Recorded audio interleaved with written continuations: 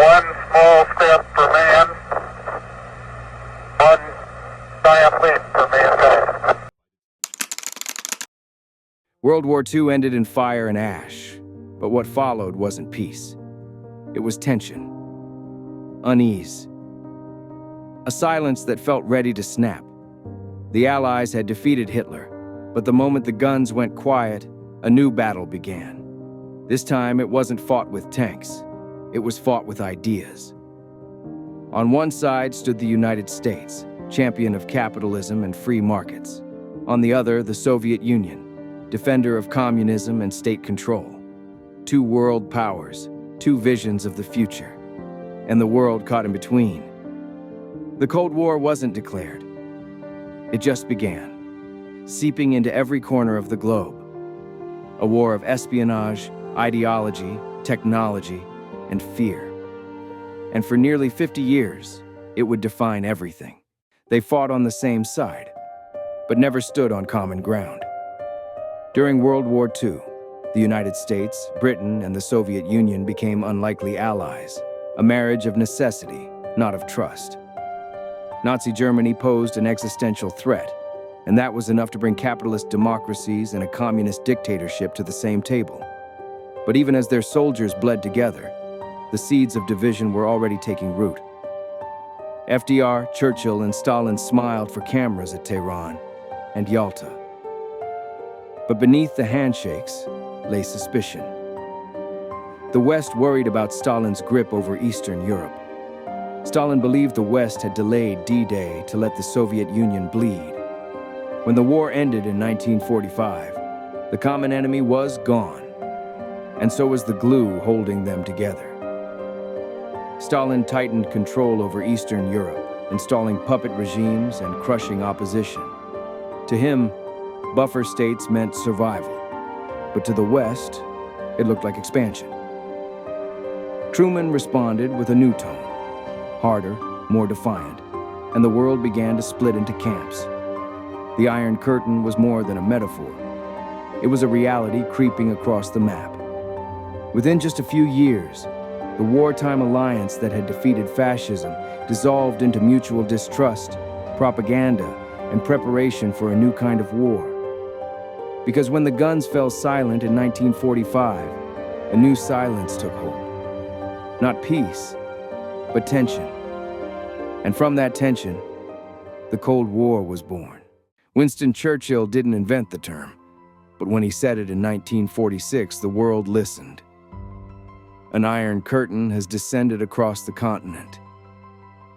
It wasn't just a line, it was a warning. A new division was taking shape in Europe, and this time it wasn't drawn by armies, but by ideology. In the aftermath of World War II, the Soviet Union didn't retreat. Instead, it stayed, firmly, deliberately, turning its wartime occupation into permanent control. One by one, nations in Eastern Europe fell under Moscow's grip. Poland, Hungary, Romania, Bulgaria, Czechoslovakia, East Germany.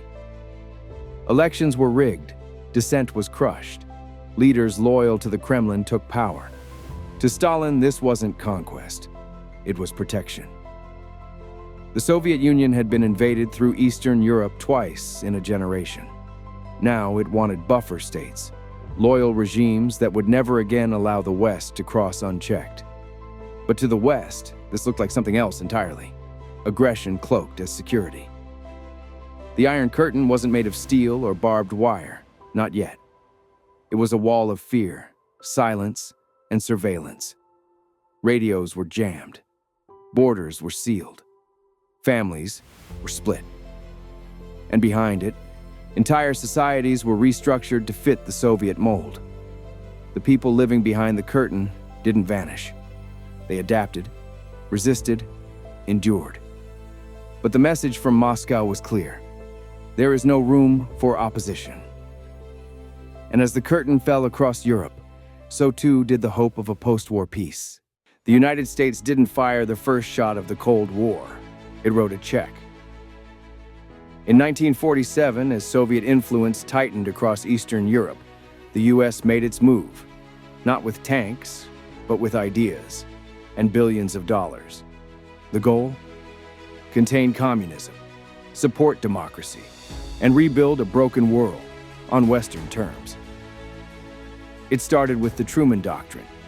Greece and Turkey were on the brink, threatened not just by communists, but by poverty, instability, and desperation.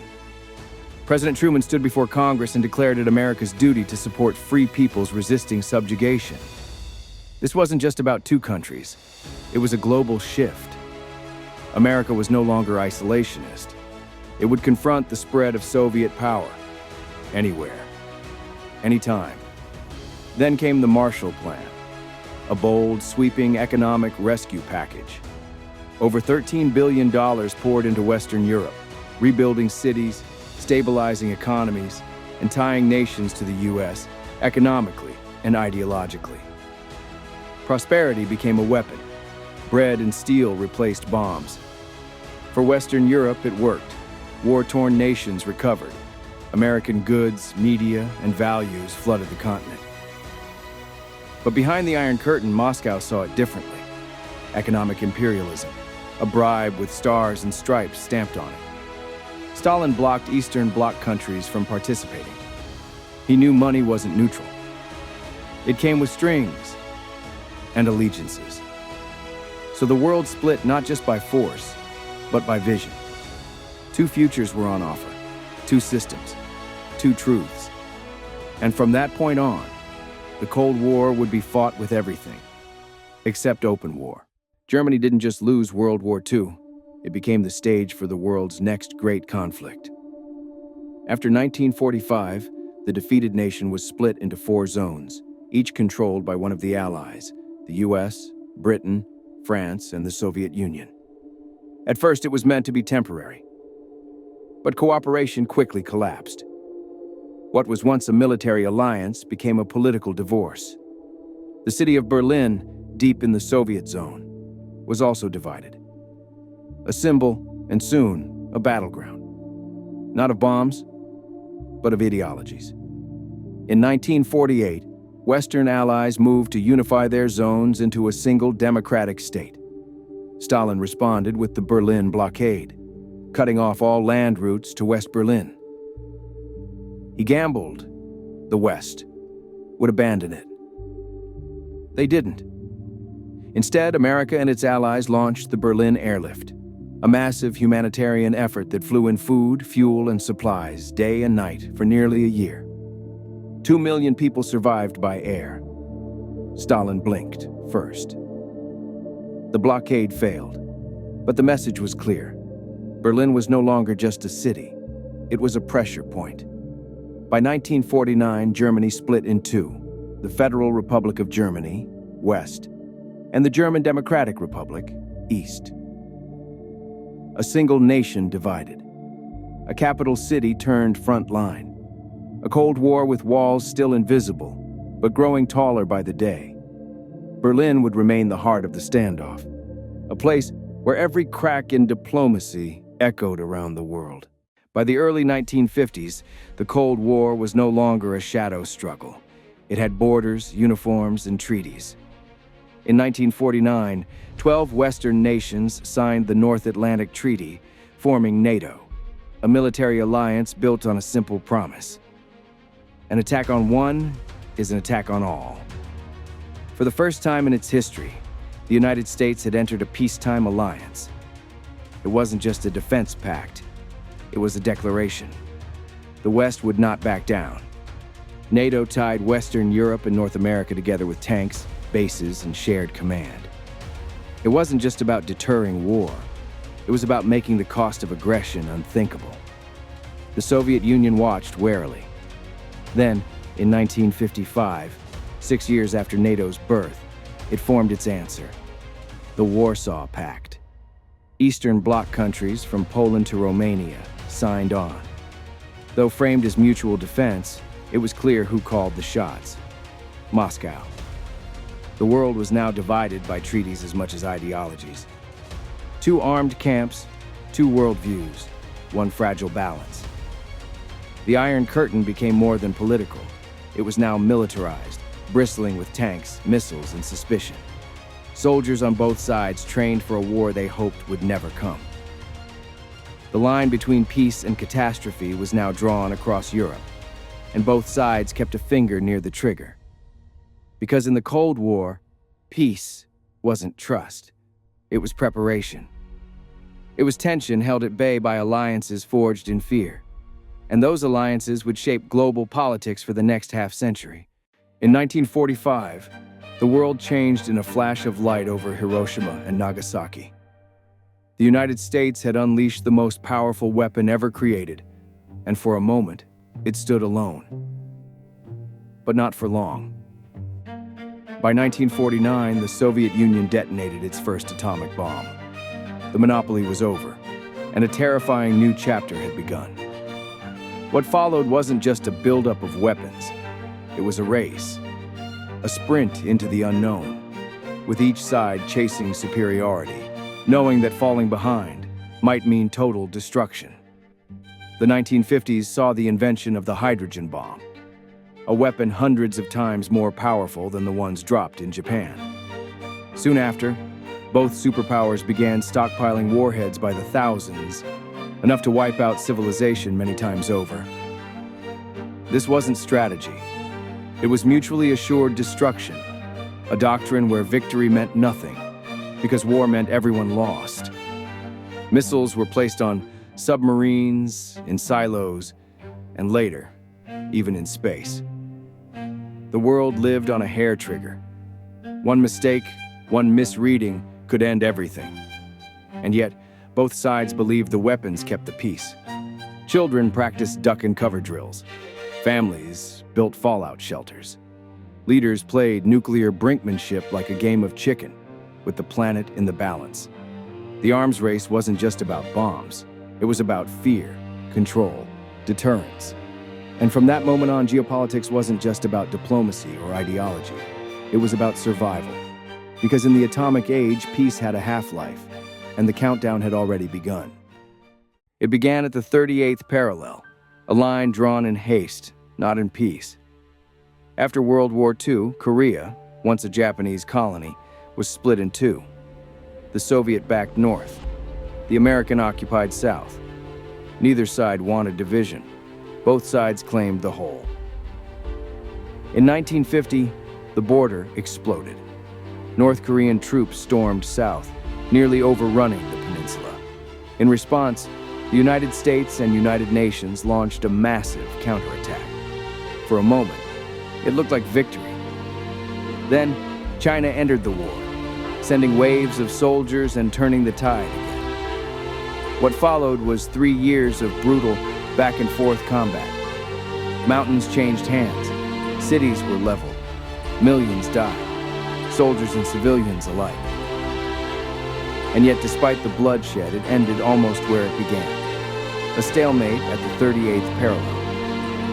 In 1953, a ceasefire was signed, but no peace treaty. Technically, North and South Korea are still at war today. The Korean War is often called the Forgotten War. No grand parades, no decisive victory. But it was the first real flashpoint of the Cold War, the moment the ideological divide turned deadly. It showed the world that the Cold War wouldn't always stay cold, that proxy wars could burn just as hot as world wars, and that the cost of stopping communism, or spreading it, would be paid in lives. Korea didn't end the Cold War. It warned us what it could become.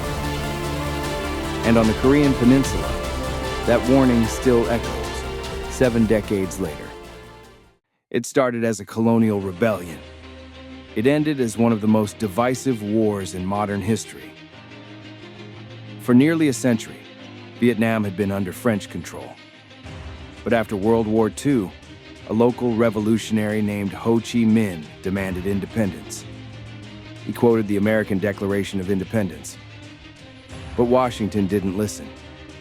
France wanted its colony back. The US wanted communism contained. In 1954, after a stunning Vietnamese victory at Dien Bien Phu, the French gave up. Vietnam was divided, North communist, South backed by the West. What followed wasn't just war, it was escalation. Advisors became troops, Skirmishes became battles. Presidents came and went. And with every year, more American soldiers arrived. Drafted, deployed, and dropped into a war few understood. The Viet Cong fought with guerrilla tactics. The U.S. responded with helicopters, napalm, and body counts. But no matter how many battles were won, the war felt unwinnable. At home, protests exploded. Images of burned villages and fallen soldiers filled TV screens. The country that once saved Europe now looked lost in the jungle. In 1973, the U.S. withdrew. In 1975, Saigon fell. Vietnam was unified, under communist rule. The war cost millions of lives.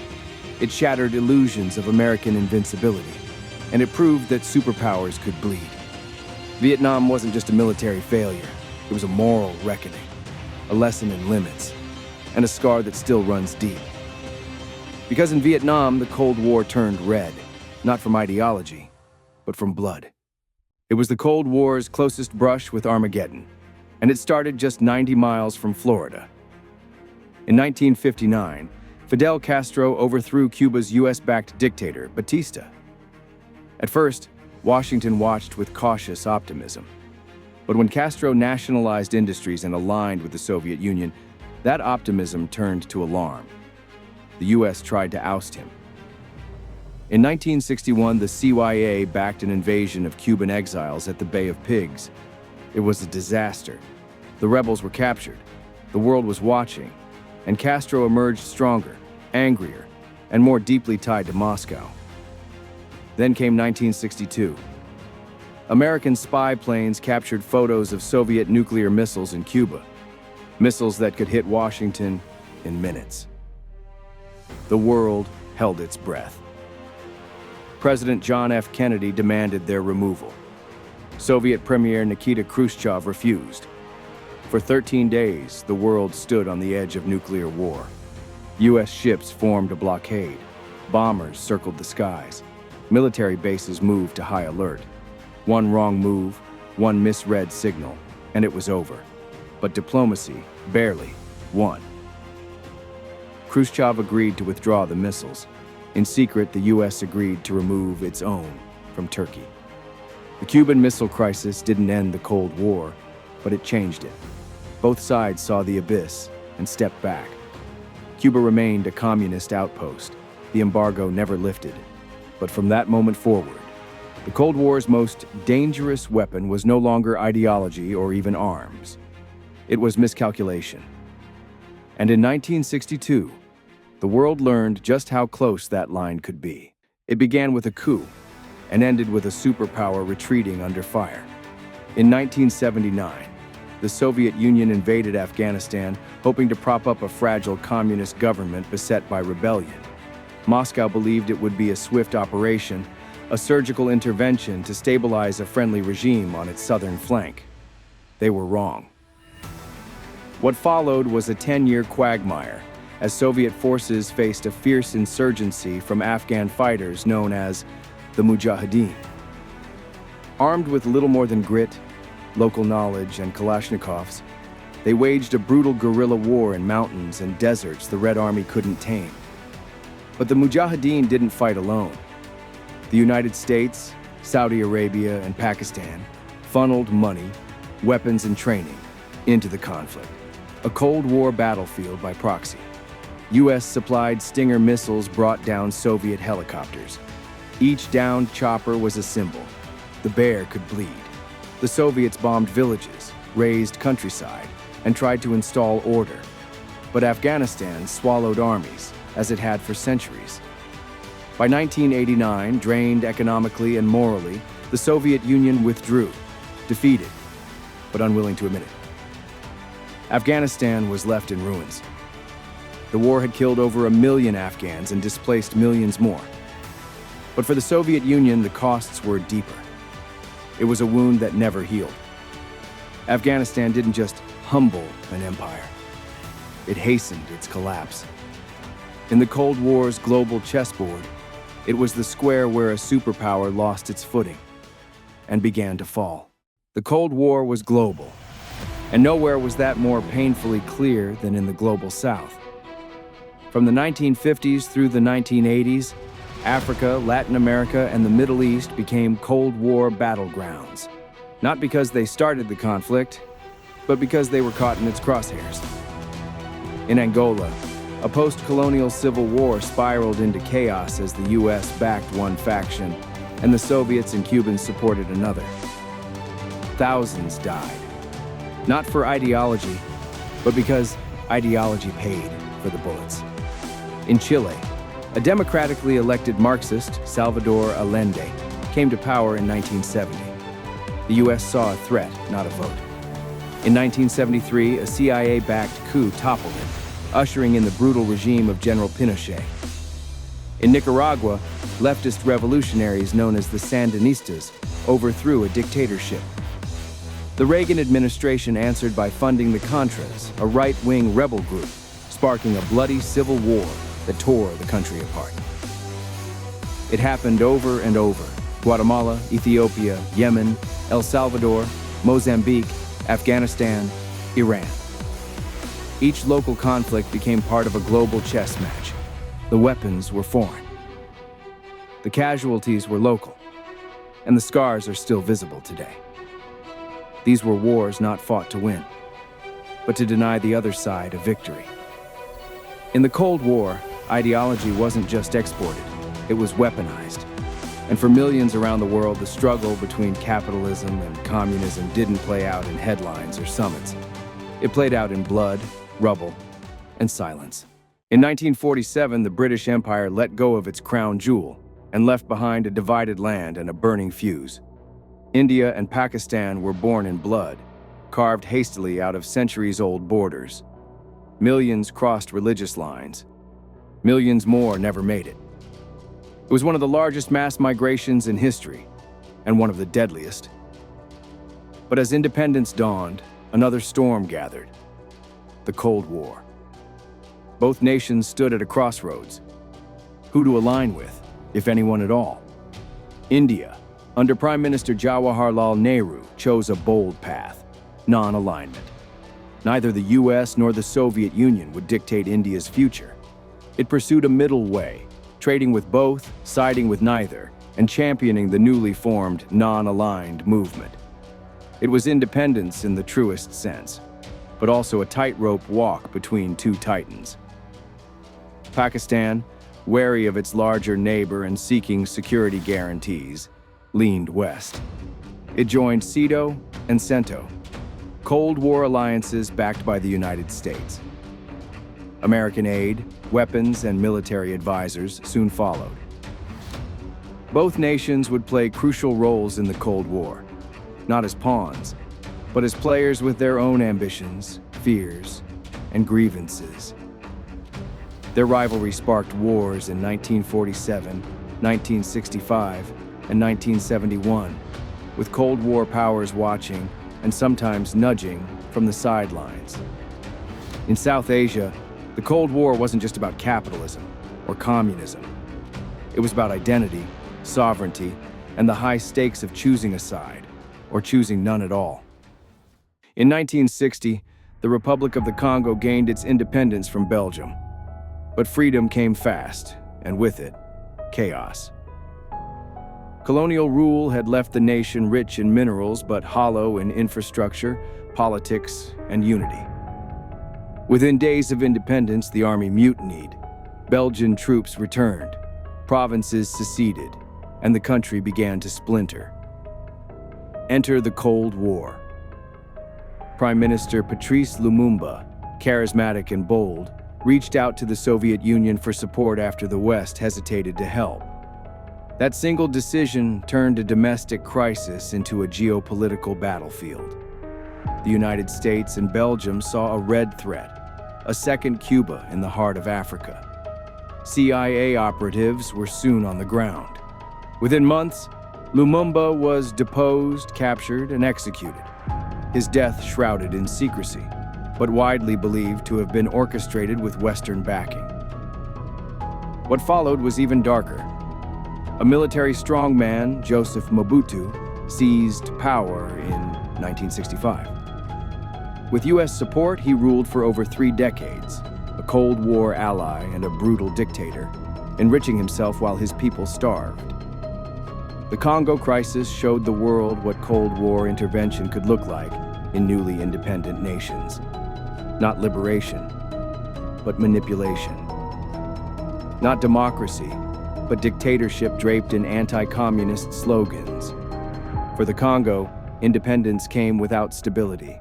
And for Africa, it was a grim preview of what happened when global superpowers treated local struggles as just another square on the Cold War chessboard. When Indonesia declared independence from the Dutch in 1945, it wasn't just breaking from colonialism. It was stepping into the center of a global power struggle. At the helm stood Sukarno, a fiery nationalist and skilled orator who dreamed of unity in a vast archipelago of cultures, languages, and religions. But more than that, he dreamed of independence from both East and West. Sukarno refused to choose sides. He welcomed aid from the United States while forging ties with the Soviet Union and China. He championed the non-aligned movement, hosting the landmark Bandung Conference in 1955, where Asian and African nations declared they would not be pulled into Cold War alliances. But neutrality had a cost.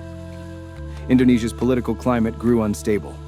Communists, nationalists, and the military vied for influence. Tensions exploded in 1965 when an alleged communist coup attempt led to a violent crackdown. What followed was a purge of staggering brutality, up to 1 million people killed in anti-communist massacres. The U.S., fearing a communist Indonesia, quietly supported the military's rise. Sukarno was sidelined. In 1967, General Suharto took power, establishing a Western-aligned regime that would last over 3 decades. Sukarno had tried to chart a third path, between colonialism and Cold War control, between ideology and independence. But in the end, the Cold War swallowed that vision whole. In Indonesia, the cost of balance was blood, and the dream of non-alignment was buried beneath the weight of global fear. Algeria wasn't just a colony. It was considered part of France itself. But by the mid-20th century, that illusion began to crack. In 1954, the National Liberation Front, FLN, launched a guerrilla campaign against French rule. It was the start of an 8-year war, brutal, bloody, and deeply personal. This wasn't some far-off territory to Paris. Over 1 million European settlers, the Pieds Noirs, called Algeria home. The French government refused to let go. And so they sent in the army. Torture, bombings, assassinations. Both sides committed atrocities. Cities like Algiers became battlegrounds. The French public was torn, the military frustrated, and the world was watching. It wasn't just about Algeria. It was about empire, identity, and a Cold War playing out in post-colonial shadows. The FLN drew inspiration and support from the Eastern Bloc. France feared communism might spread with independence, but repression only fueled resistance. By 1962, exhausted and politically fractured, France relented. Algeria was free, but at the cost of over 1 million lives, a society torn apart, and a legacy of trauma that still lingers. For France, Algeria wasn't just a war. It was a reckoning. The illusion of benevolent colonialism shattered. The myth of an indivisible France exposed. And in Cold War terms, Algeria reminded the West that the battle wasn't just between capitalism and communism. It was also between the old world and the new. And the price of refusing change was written in blood. Not every nation wanted to be a pawn in the Cold War.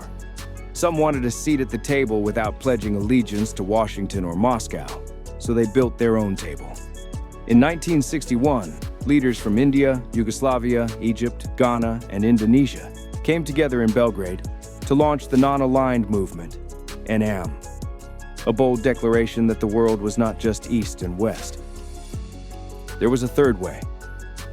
These nations had just emerged from the grip of colonial empires. They didn't want to trade one form of domination for another. The non-aligned movement stood for sovereignty, peace, and independence. Not neutrality, but strategic freedom. Their message was clear. We will not be bullied, bribed, or bought. The movement quickly grew, representing over half of the world's population. From Latin America to Africa, Asia to the Middle East, newly independent nations found a voice in unity. They challenged Cold War orthodoxy, questioned military alliances, and demanded economic justice. But it wasn't easy. Internal divisions, coups, and pressures from both blocs tested NAM's resolve. Some members quietly leaned east or west. Others fell to foreign interventions. Still, the movement left a mark. It proved that diplomatic power didn't always come from missiles or money. It came from principle and presence. The non-aligned movement reminded the world that in the Cold War's deafening echo of superpower rivalry, there were voices that refused to be silenced. Voices that spoke not for empire, but for dignity. America claimed to be the leader of the free world, champion of liberty, defender of democracy. But at home, those promises rang hollow for millions. In the 1950s and 60s, as the U.S. preached freedom abroad, Black Americans were still fighting for basic civil rights, segregated schools, voter suppression, police brutality. Leaders like Martin Luther King Jr., Rosa Parks, Malcolm X, and countless unnamed activists forced the nation to confront a brutal truth. Democracy at home was deeply unequal. The world was watching. Soviet propaganda didn't need to invent American hypocrisy. It just showed the news. Lynchings, protests, fire hoses turned on children, and then came Vietnam. As the U.S. sent young men to defend freedom overseas, students, veterans, and civil rights leaders asked, "What about freedom here?" The anti-war movement exploded. Marches, sit-ins, burning draft cards. College campuses became war zones of ideas. The 1968 Democratic Convention turned Chicago into a battlefield. And in 1970, at Kent State University, National Guardsmen opened fire on unarmed protesters. 4 students died. Across the country, a generation asked hard questions about power, about race, about war. The Cold War wasn't just about tanks and treaties. It was about the soul of a nation. And for a moment, America was forced to look in the mirror and reckon with whether it truly lived the ideals it claimed to defend. It began with a whisper of freedom. Students in Budapest marching for reform, chanting for democracy, demanding an end to Soviet domination. For a fleeting moment, it seemed like the Iron Curtain might tear. Hungary, like much of Eastern Europe, had been locked in Moscow's grip since World War II. But in October 1956, that grip slipped. The people rose up, students, workers, soldiers.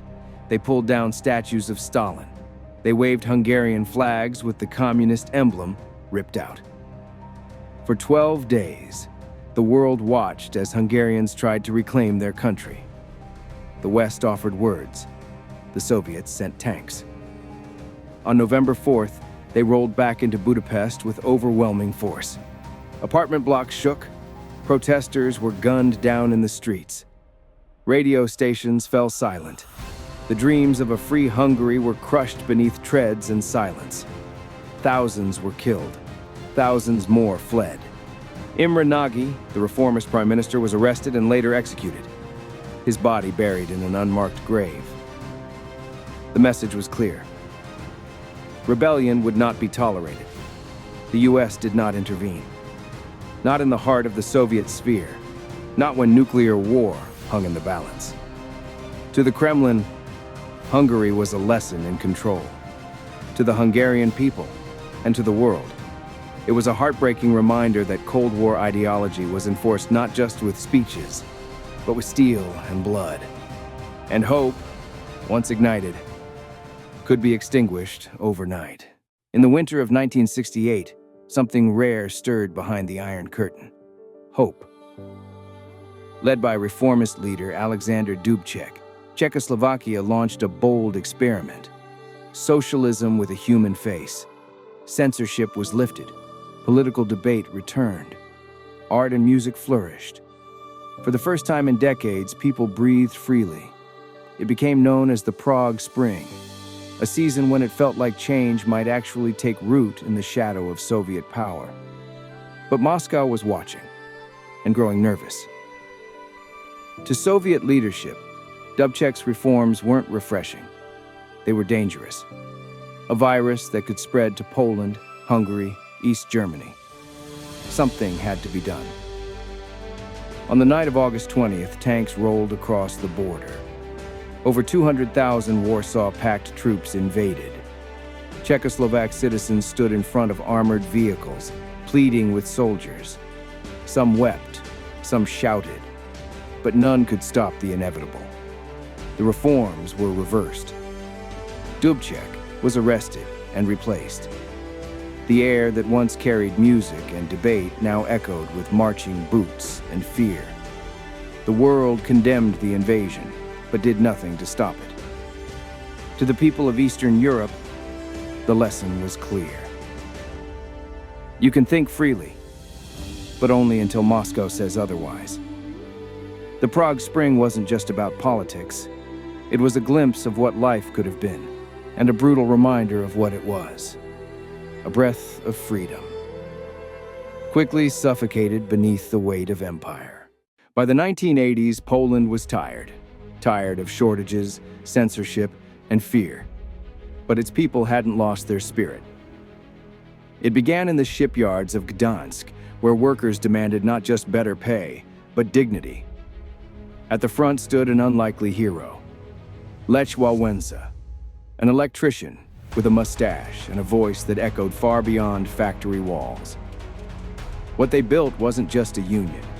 It was a movement, one that united laborers, students, intellectuals, and the deeply devout. They called it solidarity. In a nation where the state tried to control every part of life, solidarity offered something different: choice, community, and courage. Backed quietly by the Catholic Church and openly supported by Pope John Paul II, a native son, the movement grew into a force the regime could no longer ignore. Martial law came in 1981, tanks in the streets, leaders jailed, but the spirit didn't die. Underground newspapers circulated in secret. Masses swelled with whispers of resistance, and all the while, the eyes of the world turned toward Poland, not in pity, but in admiration. By the end of the decade, solidarity would help bring communist rule to its knees, not with guns, but with faith, unity, and relentless pressure.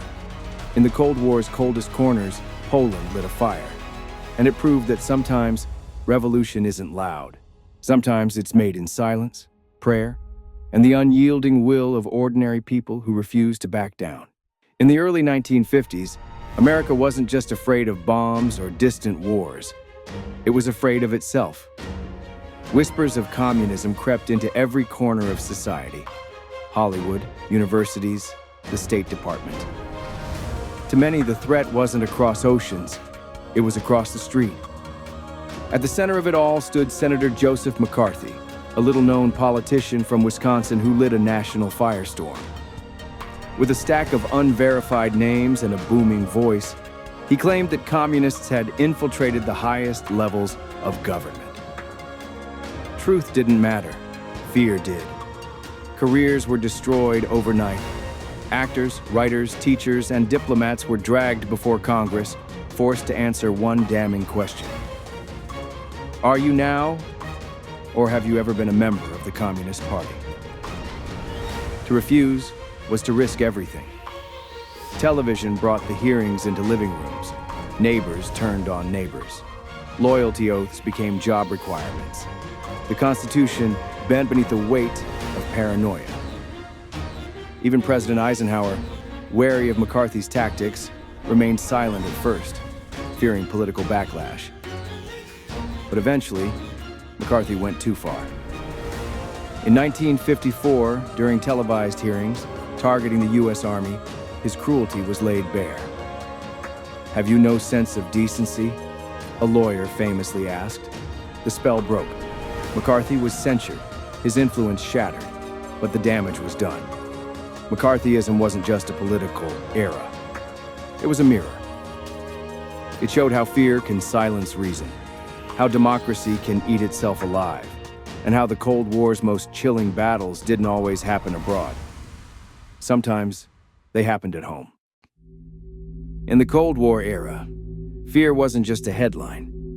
It was homework. Children across America were taught a strange ritual. At the sound of a siren, they would slide under their desks, arms over their heads, eyes shut tight. "Duck and cover," the teacher said, as if a wooden desk could shield them from a nuclear blast. But this was life in the atomic age. In backyards and basements, families dug fallout shelters, stocked with canned food, water jugs, and Geiger counters. Survival guides sold like magazines. Public service films warned of radiation and gave step-by-step instructions for how to survive the end of the world. This wasn't just American paranoia. Across the Eastern Bloc, the same drills, bunkers, and fears shaped daily life. In Moscow, in Berlin, in Warsaw. People lived with the knowledge that a single decision could erase their city in minutes. The world had never carried this kind of fear before. It was invisible, instant, and everywhere. And yet, people still went to work. Kids still played. Life carried on under the shadow of the mushroom cloud. Because what else could you do? The Cold War wasn't just fought with weapons and spies. It was fought in minds and nerves, in classrooms and dinner tables, in the quiet knowledge that tomorrow was never guaranteed. In those years, the enemy wasn't just the other side. It was the terrifying idea that humanity had learned how to destroy itself and couldn't unlearn it. In the Eastern Bloc, loyalty wasn't just expected. It was enforced. Governments didn't just control borders or armies, they controlled thought, speech, and secrets. Every conversation, every whisper, every glance could be reported, recorded, remembered. Nowhere was this more terrifying than in East Germany, where the Stasi, the Ministry for State Security, became one of the most invasive surveillance agencies in human history. At its peak, there was one informant for every 6 citizens. Neighbors informed on neighbors. Students spied on teachers. Husbands doubted wives. Wiretaps, hidden cameras, mail interception. It was a system built to crush trust. People learned to speak in code, to avoid certain topics, to hide their true selves behind a practiced smile. Because in this world, being honest could cost you your job, your freedom, even your family. And it wasn't just East Germany. In Czechoslovakia, Poland, Romania, and beyond, similar systems blanketed society. Art was censored, books were banned. The walls had ears, literally. But under the surface, resistance lived. Secret newspapers, underground churches, smuggled cassettes, and whispered jokes. The human spirit refused to be fully broken. The Cold War wasn't only about missiles in silos or armies on alert. It was about control, not just of territory, but of thought itself. In the Eastern Bloc, silence was survival, and every unspoken word was an act of quiet rebellion. The Cold War wasn't just fought with bullets and bombs. It was fought with stories. In the United States, Hollywood became a battlefield of ideas. Soviet villains lurked in thrillers and spy films. Brave American heroes fought for truth, freedom, and apple pie. Movies like The Manchurian Candidate, Red Dawn, and Rocky IV weren't just entertainment. They were propaganda in Technicolor. Television echoed the fear. News anchors spoke in measured tones about missile gaps and iron curtains. Children watched civil defense films where animated turtles taught them to duck and cover. Even cartoons carried messages. Freedom was good. Communism was evil. But across the Iron Curtain, the narrative flipped. Soviet cinema portrayed the West as greedy, immoral, and imperialist. American capitalism was framed as a threat to the soul. State-approved literature told tales of noble workers and corrupt bourgeois enemies. And between them, in books and banned manuscripts, writers tried to speak the truth. Authors like George Orwell, Alexander Solzhenitsyn, and Arthur Koestler warned of surveillance, conformity, and the soul-crushing weight of totalitarianism. Their words were smuggled, whispered, and devoured by readers hungry for perspective. In both blocks, truth was filtered through ideology.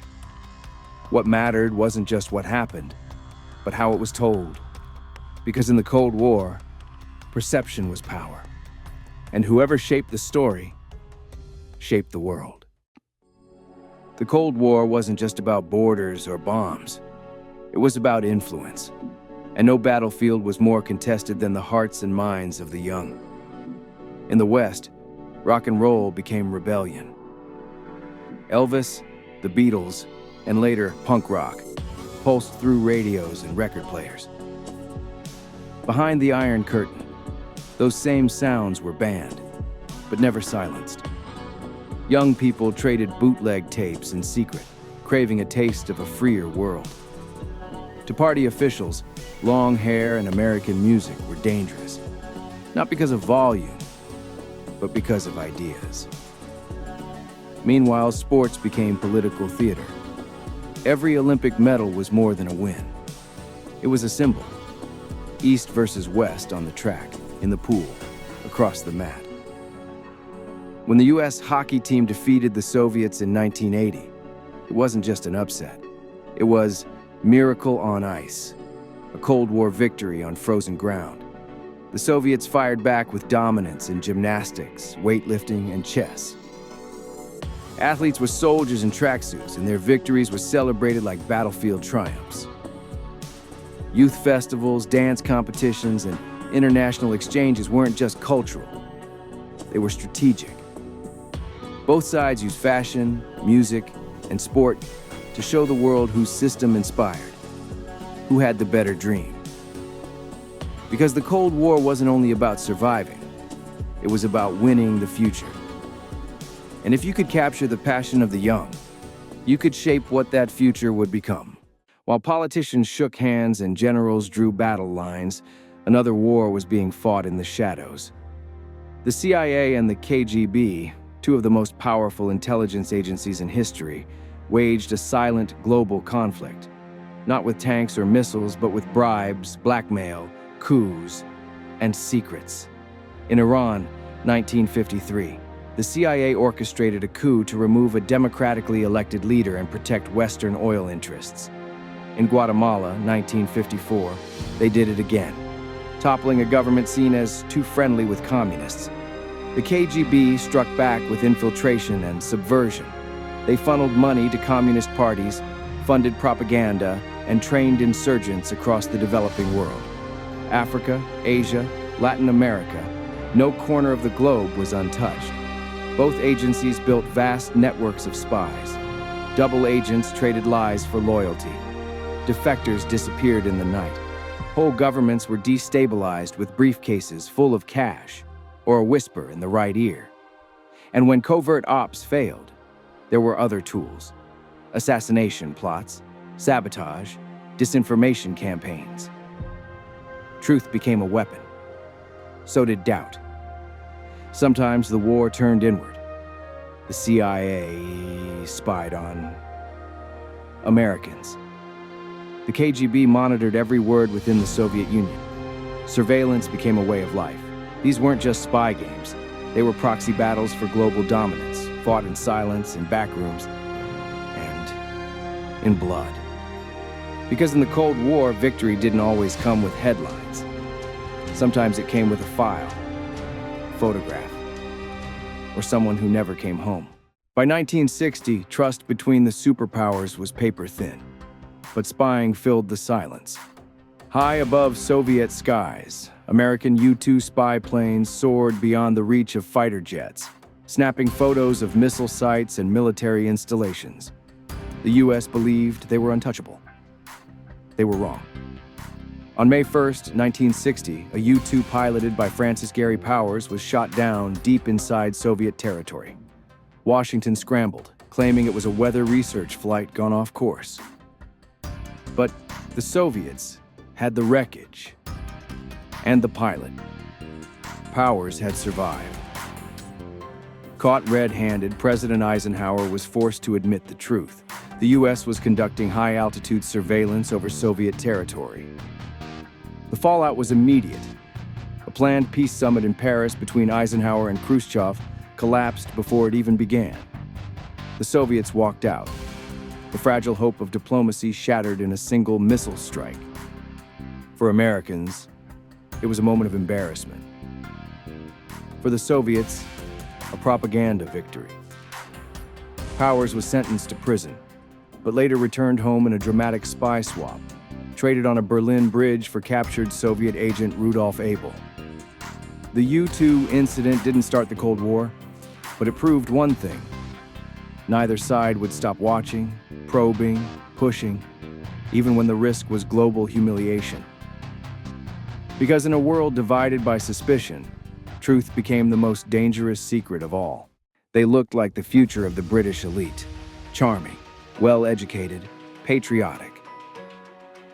But beneath the tailored suits and Oxbridge accents, they carried a far darker allegiance.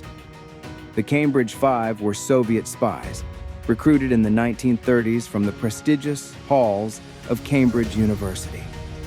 Disillusioned by fascism and seduced by Marxist ideals, they believed they were on the right side of history.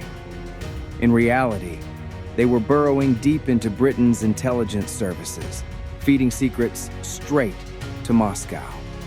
At the heart of the ring were Kim Philby, Guy Burgess, Donald MacLean, Anthony Blunt, and possibly John Cairncross. Together, they passed on everything: military strategies, nuclear secrets, even the names of Western spies operating behind the Iron Curtain. For years, no one suspected them. Philby, the most notorious, rose to a top position in MI6 while secretly working for the KGB. He even advised the CIA, betraying allies, while sipping tea in London drawing rooms. When the truth began to surface in the 1950s and 60s, it sent shockwaves through British and American intelligence. Burgess and MacLean fled to the Soviet Union. Philby defected later. Blunt confessed quietly and was shielded to protect the establishment's image. The Cambridge Five weren't just traitors.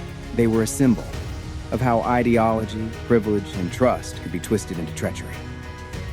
And their story reminded the West of a chilling truth. The Cold War wasn't always fought across borders. Sometimes it was lost in your own backyard.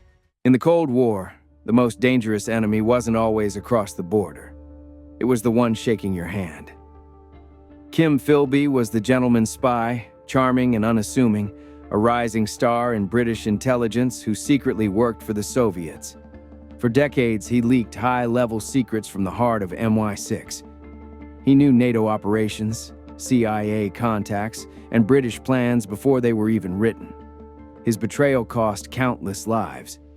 Agents disappeared, networks crumbled, and all the while Philby smiled politely.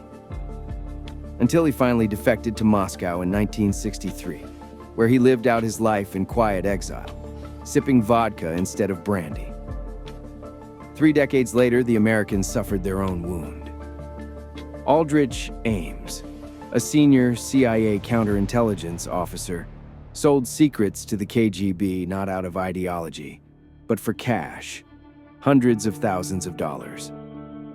In the late 1980s and early 90s, names of U.S. informants inside the Soviet Union were handed over in file folders. One by one, those agents were arrested or executed. The CIA was paralyzed, its trust shattered. For nearly a decade, no one suspected Ames, even as the bodies piled up. The Cold War bred heroes, yes, but it also bred traitors in suits who knew every code, every face, every weakness. Philby and Ames didn't fire a single bullet, but their betrayals left graveyards behind them. Because in this war of shadows, a single mole could do more damage than 1,000 soldiers ever could. In East Germany, privacy didn't exist. The Stasi, officially the Ministry for State Security, was more than just a secret police.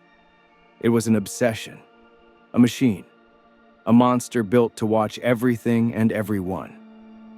No knock at the door came without suspicion. No whisper. It was truly private. By the 1980s, the Stasi had nearly 100,000 employees and over 170,000 informants in a country of just 16 million people. That meant 1 in 6 East Germans was feeding the system, sometimes willingly, sometimes under duress. Friends spied on friends. Children reported parents. Churches were infiltrated. Typewriters were registered. Mail was opened. Lives were cataloged in endless rows of filing cabinets and photographs. It wasn't just about catching criminals.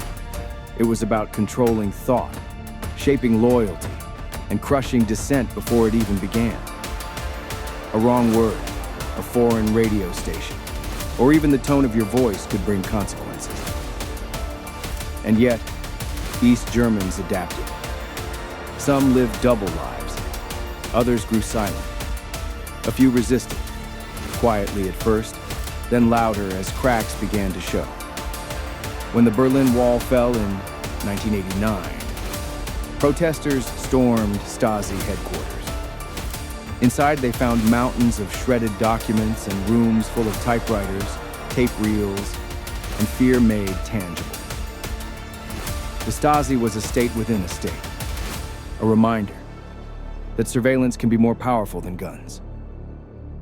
Because when the goal isn't to arrest you, but to make you police yourself, the war has already reached your mind. At first, it seemed like a perfect alliance.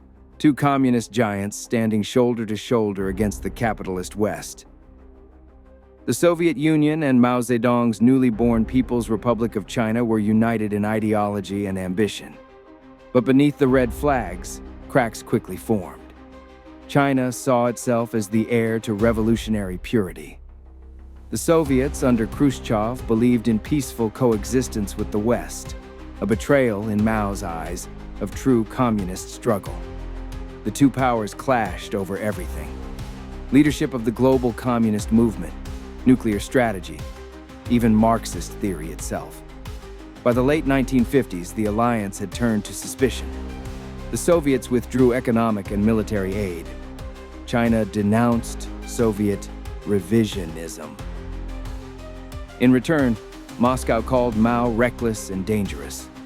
By 1969, tensions boiled over into border skirmishes along the Ussuri River. 2 nuclear powers, supposed allies, were on the edge of war. The split had global consequences. Communist nations and movements were forced to pick sides.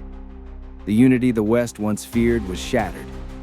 And in a twist no one saw coming, China, once the Soviet Union's junior partner, would begin a slow, historic pivot. In 1972, Mao welcomed Richard Nixon to Beijing, opening the door to an entirely new chapter in Cold War diplomacy. The Sino-Soviet split wasn't just a rivalry. It was a divorce of ideologies, a battle for the soul of communism. And like most bitter breakups, it reshaped the entire world.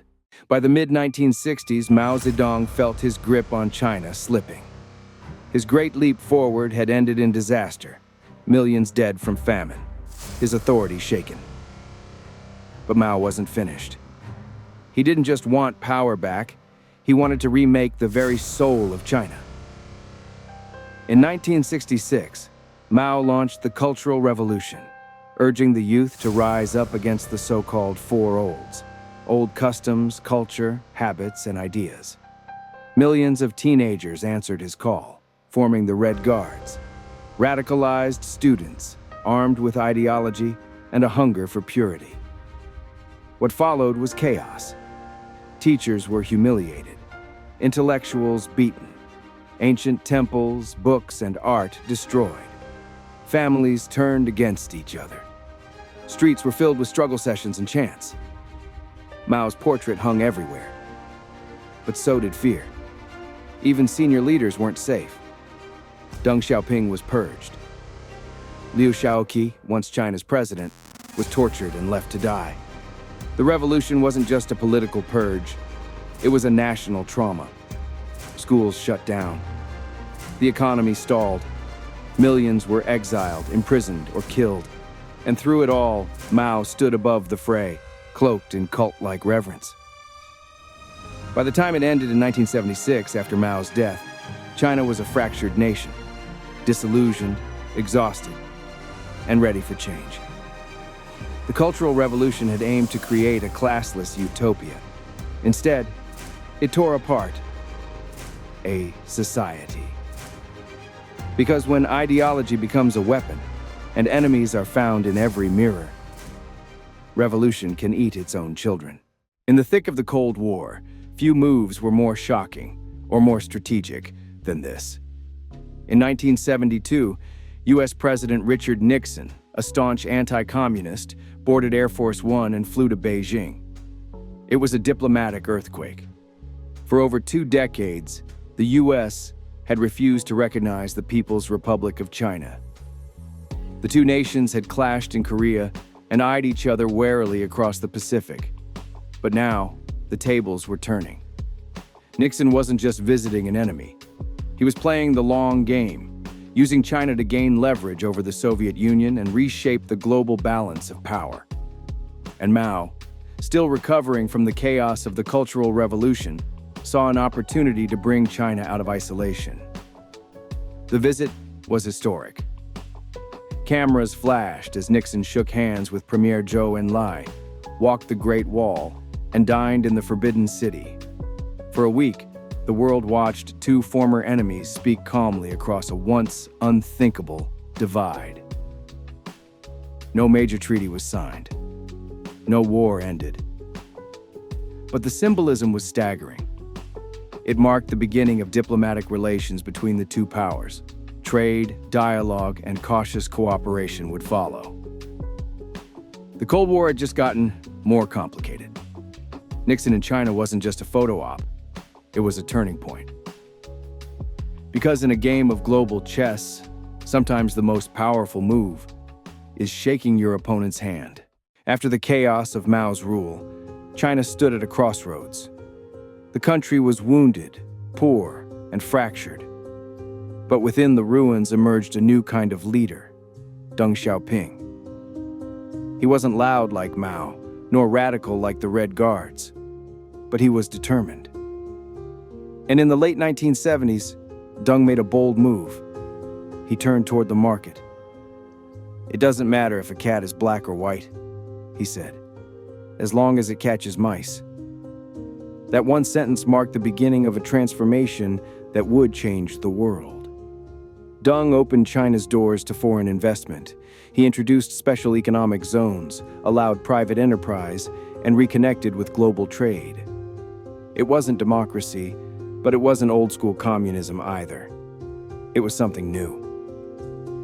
While the Soviet Union doubled down on control, China bet on growth. Cities like Shenzhen exploded from fishing villages into megacities. Millions were lifted out of poverty. The West, distracted by its Cold War with Moscow, didn't see the full picture. China was rising. And with that rise came a shift in the Cold War itself. No longer was it a simple East versus West divide. The world was becoming multipolar, with China emerging as a third power, playing its own game on its own terms. Deng Xiaoping didn't fire missiles or give fiery speeches. He simply rewrote the rules. And in doing so, he helped reshape the global balance of power, quietly but permanently. It began not with a rocket, but with a beep. Cold, steady, and terrifying. In 1957, the Soviet Union launched Sputnik, the first artificial satellite to orbit Earth. It was no bigger than a beach ball, but its signal echoed across the world like a warning shot. The Americans were stunned. If the Soviets could launch a satellite, they could launch a missile. And just like that, the Cold War left Earth's atmosphere. What followed was more than just technological rivalry. It was a battle for ideological supremacy. The Soviets sent the first man, Yuri Gagarin, into space in 1961. But the US had bigger ambitions. In 1962, President John F. Kennedy made a promise. America would land a man on the moon before the decade's end. It was bold, it was risky. And in 1969, it happened. When Neil Armstrong stepped onto the lunar surface, millions watched live. His words, "That's one small step for man," weren't just about space. They were about claiming victory in a war of imagination. But the space race was never just about reaching the stars. It was about winning hearts, showcasing science, and proving whose system, capitalist or communist, could shape the future. By the 1970s, détente cooled the race, and both sides began to cooperate. But for a moment, two superpowers had launched their dreams into the void, chasing something far more powerful than territory: the future itself. While rockets soared into the skies, another war was being waged, silently, invisibly, through circuits and code. During the Cold War, information wasn't just power, it was a weapon.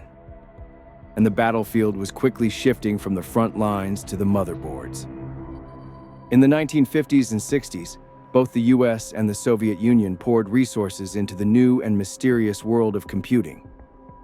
American scientists, backed by military funding, developed faster, more efficient computers to aid everything from nuclear targeting systems to economic forecasting. The Soviets followed suit, but their centralized system struggled to keep pace. Bureaucracy stifled innovation. Black markets filled in the gaps. Meanwhile, the US had Silicon Valley, where defense contracts met entrepreneurial spirit. Computers shrank from room-sized machines to powerful desktops. Data became the new ammunition. Intelligence agencies developed algorithms to sort, analyze, and predict. By the 1980s, the digital divide widened. The Soviets built supercomputers but couldn't mass-produce them. The West, on the other hand, was entering the age of personal computing. And, with it, a new kind of dominance. But this wasn't just about hardware. It was about control of information. The KGB monitored phone lines and typewriters. The NSA tapped satellites and fiber optics. Spying had gone digital, and the tools were evolving fast. The Cold War wasn't only fought with tanks and bombs. It was also fought with processors, networks, and code.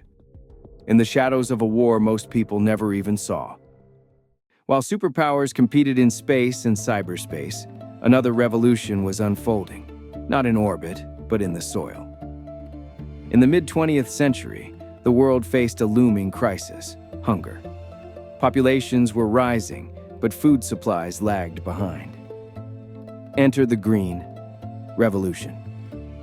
A sweeping transformation in agriculture that would change not just how we farm, but who held influence over the developing world.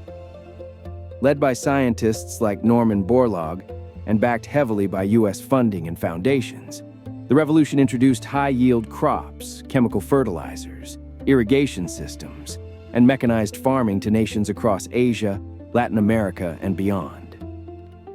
The results were staggering. Countries like India and Mexico, once on the brink of famine, suddenly produced more grain than ever before. Millions were saved from starvation. But the revolution wasn't just about feeding people. It was about shaping allegiances. In a Cold War world, food became a tool of diplomacy.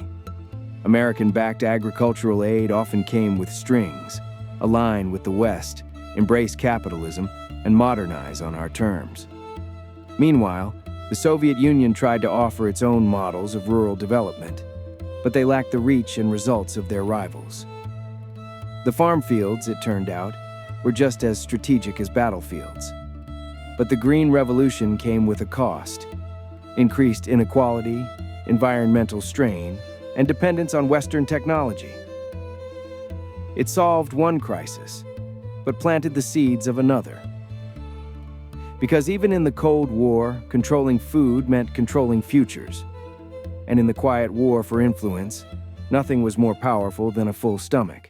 Not all battles of the Cold War were fought with bombs, spies, or ideology. Some were fought with needles, microscopes, and hope. In a world divided by superpower rivalry, disease didn't take sides. Smallpox, polio, malaria, they struck without prejudice, ignoring borders and flags.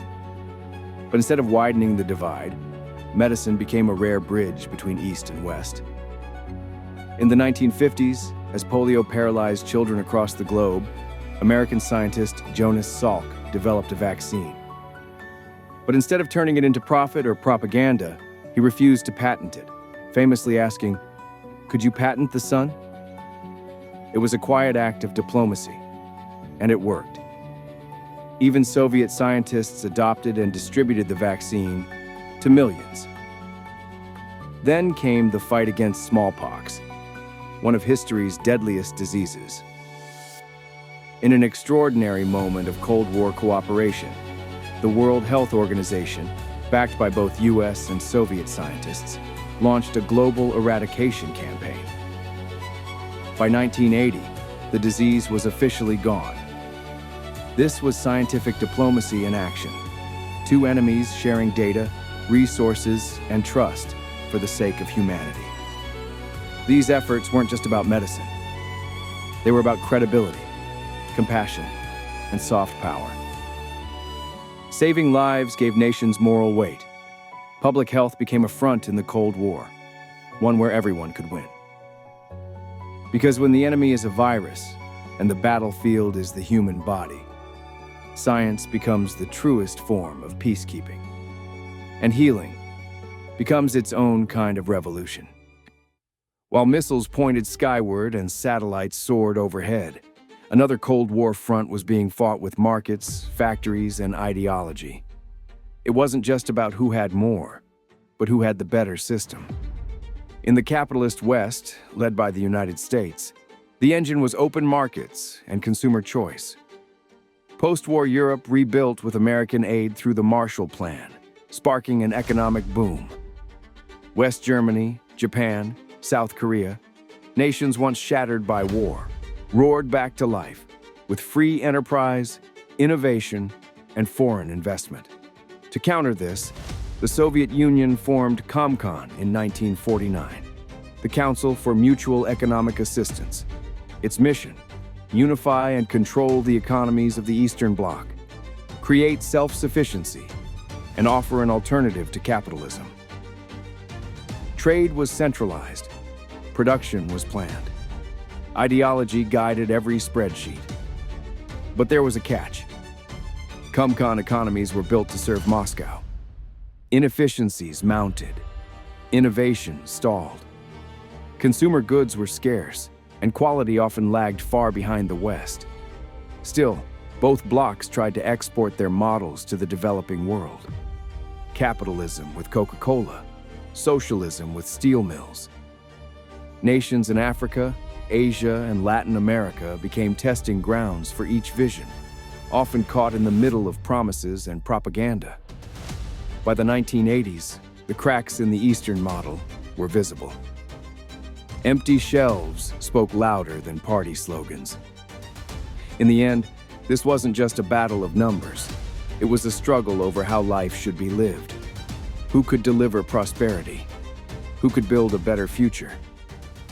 The world was watching. In the ashes of World War II, few could have predicted what would rise. Cities flattened, economies ruined, millions displaced. And yet, within a generation, some of the world's most devastated nations would become its wealthiest and most advanced.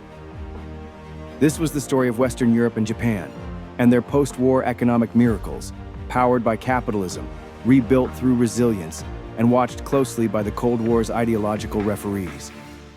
In Western Europe, the Marshall Plan poured billions of US dollars into reconstruction, not just out of generosity, but to prevent communist uprisings and keep Western democracies stable. The result? A rebirth. West Germany became an industrial powerhouse. France, Italy, the Netherlands, all rebounded with unprecedented speed. Infrastructure boomed, living standards rose. The foundations of the European Economic Community were laid, sowing the seeds of today's European Union. Across the globe, Japan took a different path. But the outcome was just as remarkable. Under American occupation, the nation embraced democracy and market reform.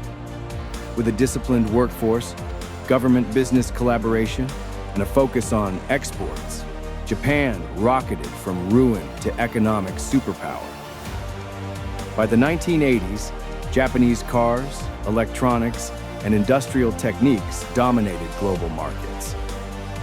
To the capitalist world, these were proofs of concept, that open markets and private enterprise could do more than communism ever promised. But behind the growth was strategy. This was economic warfare with a human face. Because in the Cold War, success wasn't just about arms. It was about who could rebuild faster, better, stronger. In October of 1956, something rare and dangerous happened behind the Iron Curtain. A nation stood up. It began with students in Budapest marching for reforms, demanding free speech, democratic elections, and an end to Soviet control. Their chants echoed through the streets, joined by workers and everyday citizens. Within days, a full-scale revolution had erupted. Statues of Stalin were torn down. Soviet tanks initially withdrew. For a brief electric moment, it looked as if Hungary might break free. At the center of the storm stood Imre Nagy, a reformist prime minister who promised multi-party democracy and withdrawal from the Warsaw Pact. His vision was bold, his courage undeniable. But Moscow would not allow defiance to spread. On November 4th, Soviet tanks rolled back into Budapest, this time not to leave. The uprising was crushed in days. Thousands died. Nagy was arrested and later executed. The world watched in horror and did nothing. The West offered words, not action. Hungary had hoped, but it had hoped alone. Yet something had shifted. The uprising exposed the fragility of Soviet control, the human cost of repression, and the deep yearning for freedom within the Eastern Bloc. It didn't topple the USSR, but it planted seeds of doubt and defiance. Hungary 1956 wasn't the end of Soviet power, but it was a warning. Empires built on fear can crack from the inside out. In early 1968, a quiet revolution stirred in the heart of Europe. Not with weapons or protests, but with words, art, and reform. They called it the Prague Spring. Led by Alexander Dubček, Czechoslovakia's Communist Party began loosening the chains. Censorship was lifted. Dissenting voices returned to newspapers and airwaves. Intellectuals spoke freely. Dubček called it socialism with a human face. Across the Eastern Bloc, it felt like a spark of fresh air. But in the Kremlin, it felt like contagion. For months, the Soviets watched warily as this experiment in liberalization unfolded. But freedom, even in small doses, was too dangerous to permit. On the night of August 20th, 1968, tanks rolled across the Czechoslovak border. More than 500,000 Warsaw Pact troops flooded the country. There was no large-scale resistance, just heartbreak. Protesters held flowers, not guns. Radio stations broadcast desperate pleas to the world. But once again, the West watched and waited. Dubček was arrested. The reforms were reversed. Czechoslovakia's brief taste of freedom was extinguished. And yet, something remained. The Prague Spring became a symbol, a memory, a quiet defiance that would linger in the hearts of Czechs and Slovaks for decades. Because even when crushed by tanks, hope leaves a footprint. And in the long shadow of 1968, the world was reminded. Ideas can be dangerous, especially to those who fear them. By 1980, Poland was crumbling under the weight of its own system. Food shortages, rising prices, and a government no one trusted. But what happened next didn't come from tanks or party leaders. It came from shipyards, from workers, from the soul of a nation that had been quietly resisting for decades.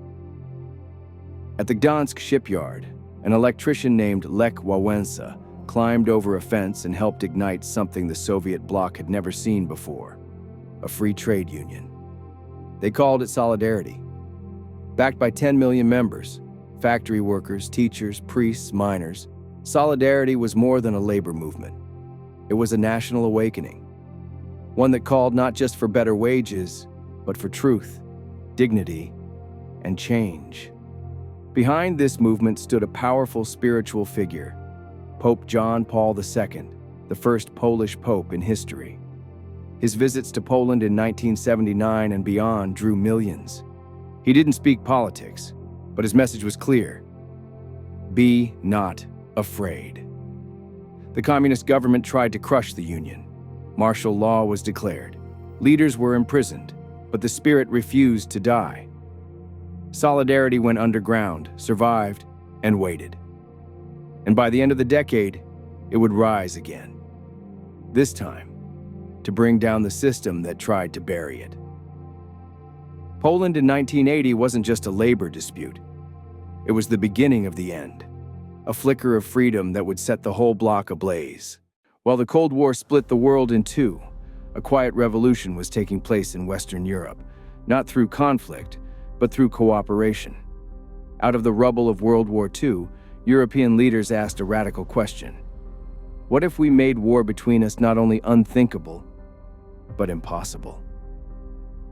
In 1951, 6 nations, France, West Germany, Italy, Belgium, the Netherlands, and Luxembourg, formed the European Coal and Steel Community, pooling the very industries that once fueled their conflicts. It was an economic alliance, yes, but also a bold political statement: unity over division. By 1957, this vision expanded into the European Economic Community. Borders began to soften, trade flowed freely, former enemies became partners. Over time, more nations joined, drawn by the promise of stability, prosperity, and peace. In the shadow of the Iron Curtain, this integration sent a message: we will not be divided again. While the Eastern Bloc tightened its grip, Western Europe built something different: a community based on law, consensus, and shared goals. It wasn't perfect. There were disagreements, setbacks, crises, but the foundation held. And by the 1980s, the European community had become a third force, not a superpower, but a symbol. One that stood for democracy, cooperation, and the belief that sovereignty and unity could coexist. In a world defined by Cold War confrontation, the European project offered something rare: a quiet, stubborn refusal to go backward. And a future not forged by conquest, but by compromise. It wasn't a general or a politician who became the Soviet bloc's most unexpected adversary. It was a man in white, armed not with weapons, but with faith, words, and presence. In 1978, the world watched as a Polish cardinal named Karol Wojtyła was elected Pope John Paul II. It was a seismic moment. For the first time in centuries, the leader of the Catholic Church came not from Rome or France, but from behind the Iron Curtain. To the communists, religion was a threat, a competitor, a rival system of loyalty and truth. For decades, regimes across Eastern Europe had tried to suppress the church, jailing priests, infiltrating congregations, rewriting the role of God. But they never fully succeeded. Faith endured underground, quiet, waiting. Then came the Pope. When he returned to Poland in 1979, millions flooded the streets to see him. He didn't give political speeches. He didn't call for revolt. But his message was unmistakable. You are not alone. Be not afraid. It was more than inspiration. It was ignition. Behind the scenes, the Vatican acted as a diplomatic thread between East and West, often relaying messages, easing tensions, and offering moral cover to resistance movements like Solidarity. It was soft power at its most potent. In the Cold War's clash of ideologies, few would have guessed that one of communism's most powerful challengers would be a priest from Krakow. But sometimes, the strongest revolutions are whispered. And sometimes, truth wears a cassock. In the Eastern Bloc, faith was never just a matter of belief. It was a quiet act of defiance. From Warsaw to Bucharest, from Prague to Sofia, communist regimes worked tirelessly to undermine religion, declaring it backward, unscientific, and dangerous to the unity of the state. Churches were monitored, clergy were harassed, youth were steered away from worship. Officially, God didn't exist, and yet, people kept showing up on Sundays. In Poland, the Catholic Church became the soul of national identity, sheltering dissidents, hosting forbidden lectures, and broadcasting hope from the pulpit. In East Germany, Protestant churches offered space for peaceful assemblies and political debate, protected, ironically, by the regime's fear of appearing too repressive. In Romania, the Orthodox Church walked a tightrope, at times co-opted, at times courageous. Even in the Soviet Union, where atheism was state doctrine, underground religious life persisted in whispers and shadows. These churches became sanctuaries, not just for the soul, but for the truth. They were places where people could speak freely, sing without fear, and remember who they were, beyond party lines and propaganda. The regimes understood the danger. They feared what a sermon could spark, what a candlelight vigil could become. Because behind the rituals and prayers was something they couldn't control: community, memory, and hope. In the Cold War's theater of oppression, religion wasn't just a relic of the past. It was a lifeline, a reminder that some things couldn't be silenced. Not by walls, not by tanks, not even by fear. In the Cold War, the battle wasn't just fought with bombs and ideology. It was fought through images of womanhood. On both sides of the Iron Curtain, propaganda turned women into symbols of virtue, strength, sacrifice, and the future each system promised. In the United States, the ideal woman was often pictured in the kitchen, a smiling housewife surrounded by gleaming appliances and happy children. She was the anchor of American life, proof that capitalism delivered comfort, stability, and family values. Her job wasn't political, it was patriotic, keeping the home intact while her husband stood guard against communism. But in the Soviet Union, womanhood took a different form. Here, women were not just mothers. They were workers, farmers, and astronauts. In 1963, Valentina Tereshkova became the first woman in space, a living rebuttal to Western gender norms. Soviet posters showed women welding steel, plowing fields, teaching in schools. The message? Under socialism, women were equals in building the future.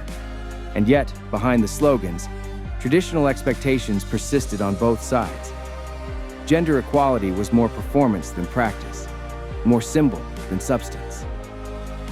Still, the propaganda mattered. It shaped how women saw themselves and how they were seen. It defined what was possible, what was rewarded, and what was quietly discouraged. The Cold War was a contest of systems, but it was also a story about who women were told to be, and what their lives revealed about the world those systems were trying to build. In the Cold War, even the finish line was political. From the 1950s through the 1980s, the Olympics weren't just games. They were battlegrounds. Every gold medal, every world record, every raised flag was a quiet, or sometimes not so quiet, victory in the global clash between capitalism and communism. For the Soviet Union and its satellite states, sports became a showcase of socialist superiority. Elite training programs, state-sponsored doping, and full-time athlete status turned young men and women into machines of national pride. Winning wasn't just for glory, it was for ideology. The United States, while often less centralized in its approach, saw its athletes as symbols of freedom, individuality, and excellence without coercion. When American sprinters, swimmers, or basketball players stood atop the podium, it wasn't just personal, it was political. And sometimes the tension boiled over. In 1980, the U.S. boycotted the Moscow Olympics in protest of the Soviet invasion of Afghanistan. In 1984, the Soviets returned the favor, skipping the Los Angeles Games. Even non-athletic events, like chess championships or hockey matches, were framed as Cold War showdowns. But beneath the rivalries, something strange happened. Respect. Athletes from both sides, trained to see the other as enemies, sometimes found common ground in the Olympic Village, sharing stories, trading pins, and seeing beyond the curtain. In the Cold War, medals were never just medals. They were declarations. Because in a world obsessed with proving who would win the future, even a race around the track could feel like the fate of an ideology. Not every Cold War battle was fought with bullets or bombs. Some were waged with books, jazz records, TV broadcasts, and student exchange programs. This was the war for hearts and minds, a quieter but no less vital front. The United States bet heavily on its culture. Hollywood films flooded foreign markets, showing glamorous lives filled with freedom, consumer goods, and personal choice. Voice of America beamed news and music into the Eastern Bloc, while Coca-Cola and Levi's jeans became underground symbols of rebellion. Even rock and roll carried a message. There's another way to live. The Soviet Union responded with its own arsenal: ballet, classical music, literature, and ideological education. The USSR promoted itself as the champion of anti-colonialism and workers' rights, wooing newly independent nations with scholarships, development aid, and tales of equality and brotherhood. In Africa, Asia, and Latin America, Moscow often looked more sympathetic than Washington. But the truth was more complex. Both sides preached values they didn't always practice. Still, the images, the stories, the symbols, they mattered. This wasn't just propaganda. It was a battle over identity, over who got to define progress, dignity, and the good life. And in places where bullets never flew, ideas still landed. The Cold War wasn't only about whose system would survive. It was about which vision of the future people believed in and were willing to carry with them, even long after the walls came down. In 1972, a moment unfolded that seemed unthinkable just years before. An American president, Richard Nixon, stepping onto Chinese soil. It was more than a diplomatic visit. It was a geopolitical earthquake. For decades, China and the United States had been bitter enemies. Mao Zedong's communist revolution had shut the door to the West, and the US had slammed its own, refusing to even recognize the People's Republic of China. But behind the scenes, both sides needed a new game. The US wanted leverage against an increasingly hostile Soviet Union. China, after its split with Moscow, was isolated and vulnerable. Each saw the other as the lesser evil, and more importantly, a tool to reshape the Cold War map. Nixon's visit was carefully staged, but the symbolism was thunderous. He shook Mao's hand. He sat with Premier Zhou Enlai. He opened the door to dialogue, trade, and eventual normalization. The visit sent shockwaves through the Cold War world. The Soviets panicked, suddenly finding themselves on the wrong end of a triangle. Allies reevaluated, enemies blinked, and an ideological wall, one of the biggest of the Cold War, cracked. This wasn't a taunt. This was chess. By playing the China card, Nixon redefined Cold War diplomacy, and the move didn't just change the moment. It reshaped the board for decades to come. Sometimes the most powerful blows in history come not from warheads, but handshakes. By the early 1970s, the superpowers had built enough nuclear weapons to destroy the world many times over. And both sides knew, if war ever came, there would be no victory, only ash. This terrifying reality brought the unlikeliest of adversaries, Washington and Moscow, to the negotiating table. Enter SALT, the Strategic Arms Limitation Talks. After years of tension, the US and the Soviet Union signed SALT I in 1972, placing caps on the number of intercontinental ballistic missiles, ICBMs, and submarine-launched ballistic missiles, SLBMs, each side could possess. It wasn't disarmament. It didn't eliminate nukes. But it was a signal, a rare pause in the Cold War arms race. Fear had done what ideology never could. It made enemies listen. Later, SALT II would be negotiated under Presidents Ford and Carter, aiming to curb newer, more accurate weapons. But trust was fragile. When the Soviets invaded Afghanistan in 1979, the US walked away. The treaty was never ratified.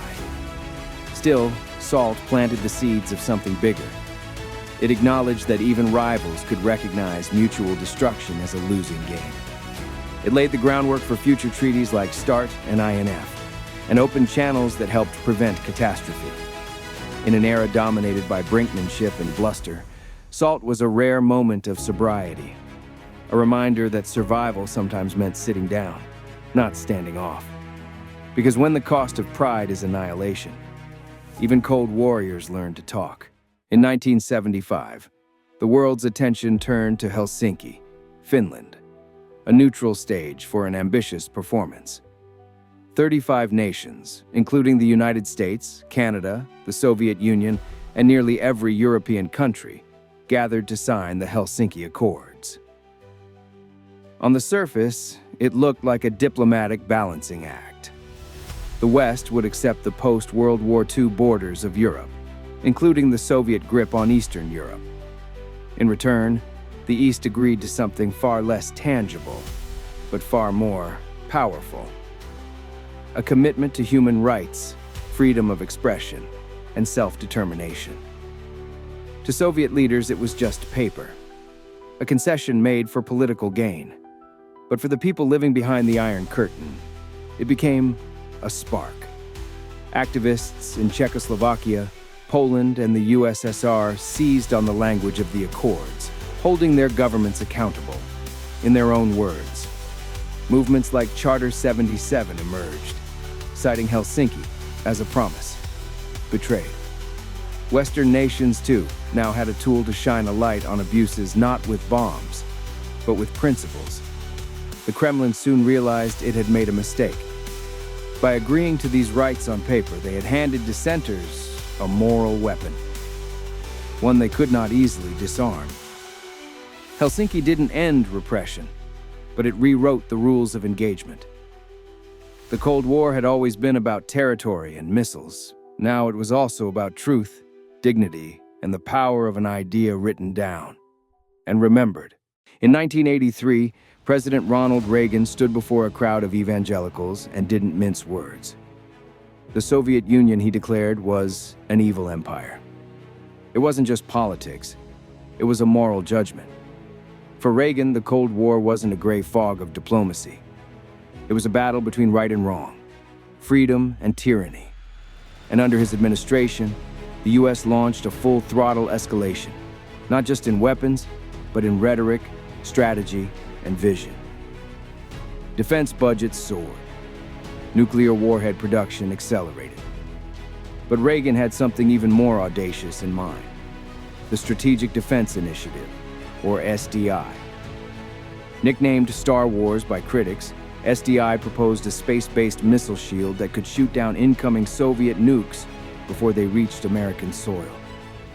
It was technically unproven. Some said impossible. But the message was clear. The US was done playing defense. To the Soviets, it was terrifying.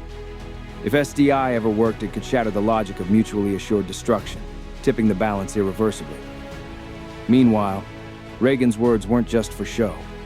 They rallied allies, emboldened dissidents in Eastern Europe, and frightened Kremlin hardliners already grappling with economic stagnation and political strain. The evil empire line may have seemed theatrical, even reckless. But it struck deep. Because in a war of nerves, sometimes conviction cuts deeper than compromise. And in Reagan's Cold War, victory meant believing that one system had the moral right to endure, and the strength to outlast the other. In 1985, a new face appeared in the Kremlin. Mikhail Gorbachev, young, sharp, and unlike any Soviet leader before him. He didn't bang shoes on tables or speak in Cold War slogans. He spoke of change. The Soviet Union was crumbling from within, its economy stagnant, its people disillusioned, its grip slipping. Gorbachev believed the system could be saved, but to do that, it had to be reformed. He introduced perestroika, restructuring. The goal, revive the economy through limited market reforms, decentralize control, and encourage innovation. Then came glasnost, openness. Suddenly, citizens could speak more freely, criticize the government, even question the past. Newspapers exposed corruption. Books long banned appeared on shelves. And across the Eastern Bloc, people started whispering something dangerous. If Moscow can change, why can't we? Gorbachev thought he was saving the Soviet Union. Instead, he unleashed forces no one could control. Glasnost revealed just how deep the rot ran. Perestroika couldn't keep up with the chaos it exposed. Ethnic tensions flared. Republics demanded independence. And once the people had tasted even a sliver of freedom, they wanted the whole feast. Gorbachev didn't mean to bring down the empire, but his reforms didn't just shake the foundations, they cracked them wide open. In trying to fix the machine, he proved it couldn't be fixed. And the Cold War, which had once seemed eternal, was suddenly on borrowed time. It began with whispers in the East, then chants, then marches, then history. In 1989, something extraordinary swept across Europe. Decades of silence broke. From Budapest to Bucharest, from Prague to Leipzig, the people rose, not with weapons, but with courage, songs, candles, and unstoppable resolve. Governments that once ruled with iron and fear began to wither in the light of their own promises. Free speech, open elections, basic dignity. Words that once got you imprisoned were now shouted in public squares. And then, on November 9th, 1989, it happened. The Berlin Wall, that cold slab of concrete and barbed wire, opened. No one fired a shot. No one sounded an alarm. Crowds surged, hammers in hand. Families reunited. The wall didn't just fall, it crumbled under the weight of its own lies. East Germans flooded into the West. And in that moment, one of the Cold War's most enduring symbols became a souvenir. But it wasn't just Berlin.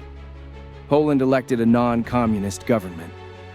Czechoslovakia's Velvet Revolution swept the old guard aside. Hungary opened its borders. Bulgaria followed. By the end of the year, the map of Europe looked completely different. And so did its future. 1989 was more than a year. It was a reckoning, a release, a rebirth. It was the moment the Cold War lost its grip, not in a blaze of warheads, but in the quiet thunder of people standing tall. For 70 years, the Soviet Union stood as a global superpower, spanning 11 time zones, armed to the teeth, and fueled by an unshakable ideology. But by 1991, the cracks had become fault lines, and the empire that once terrified the West was collapsing under its own weight. The signs were everywhere. Economies in freefall, empty shelves, nationalist movements erupting from the Baltics to the Caucasus. Even within Moscow, the old guard panicked. In August 1991, hardline communists staged a coup against Mikhail Gorbachev, trying to turn back the clock. But the world had changed. Boris Yeltsin, president of the Russian Republic, stood defiantly on a tank, rallying the people. The coup failed in just 3 days, but the Soviet Union would not survive the blow. One by one, Soviet republics declared independence. Flags changed. Borders shifted. By December 25, 1991, Gorbachev resigned, and the hammer and sickle was lowered over the Kremlin for the last time. A country had disappeared, not with a nuclear bang, but with a bureaucratic whisper. The Cold War, long feared to end in apocalypse, had instead ended with paperwork and press conferences. 15 new nations were born. The United States stood alone as the world's remaining superpower. And the 20th century's great ideological contest had come to a quiet, stunning close. The Soviet Union didn't just fall, it unraveled. Slowly, silently, and completely. And with its end, an entire era slipped into history. The Cold War didn't end with a treaty or a final battle. It ended with a question. What finally brought it down? Some point to economics. The Soviet Union was bleeding money. Its industries were outdated, its shelves empty, its people weary. While the West surged ahead with computers and global markets, the USSR was still struggling to make light bulbs. Others say it was ideology. The promise of communism had decayed into corruption and fear. By the 1980s, even Soviet citizens no longer believed the slogans. Meanwhile, Western ideals, freedom of speech, democracy, choice, proved far more contagious than any missile. And then there's exhaustion. Decades of proxy wars, nuclear brinkmanship, and surveillance had taken their toll. The arms race drained budgets. The political theater lost its audience. Leaders on both sides wanted something different, not triumph, but relief. In truth, it wasn't one thing. It was all of it. An aging empire with a broken economy. A new generation that no longer feared the state. A world tired of living in the shadow of annihilation. Gorbachev's reforms opened the door. The people walked through it. And when the structure finally collapsed, no one rushed to hold it up. The Cold War didn't end because one side won. It ended because both sides finally saw that no one could afford to keep playing the game. Not with bombs, not with lies, not with history watching. The Cold War may have ended, but the bombs never left. Today, over 12,000 nuclear warheads still exist around the world. Many are on hair-trigger alert, capable of launching in minutes. The terrifying doctrine of mutually assured destruction, the idea that a nuclear war has no winners, still shapes military policy. The Soviet Union collapsed, but its arsenal didn't vanish. It was inherited by Russia, and for decades tensions cooled. But old fears have a way of resurfacing. In recent years, nuclear rhetoric has returned to headlines. New arms races are brewing, not just between the US and Russia, but with China, North Korea, and emerging powers. Treaties once seen as safeguards, like the INF and START agreements, have frayed or dissolved. And yet it's not just about weapons. It's about the fear they represent. We no longer hold duck and cover drills. But we live in a world where a miscalculation, a glitch, or a single decision could still trigger the unthinkable. The Cold War gave us the blueprint for how to live with this power. It taught us caution, diplomacy, and the value of communication, even with enemies. But it also left behind a shadow. A constant reminder that humanity once built a machine capable of destroying itself, and then chose to live beneath it. That shadow didn't disappear in 1991. It's still with us, lingering, waiting, reminding us that peace isn't just the absence of war. It's the will to keep the world from slipping over the edge. Again. The Cold War was a battle of ideologies. But for millions of people, it wasn't about communism or capitalism. It was about survival. Behind every policy and proxy war were ordinary lives, disrupted, displaced, or destroyed. In Korea, families were torn apart by a border that hardened into barbed wire. In Vietnam, entire villages were emptied as people fled bombs, landmines, and political persecution. In Afghanistan, the Soviet invasion created one of the largest refugee crises of the 20th century.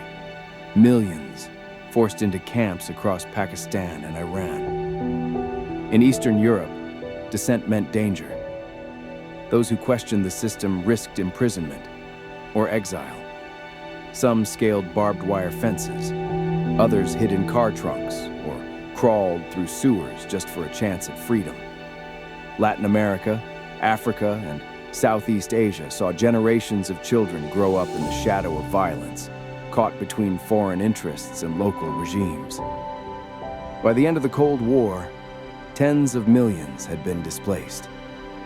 Some would never return home. Some would never know what home was. And the trauma didn't vanish with the Iron Curtain. It lived on, in broken families, buried histories, and communities scattered across continents. The Cold War may be remembered for missiles and maps, speeches and summits. But its truest legacy may be found in the eyes of the people who lost everything. Not for power, but for being caught in a struggle they didn't choose. Because behind every headline, there was always a human cost.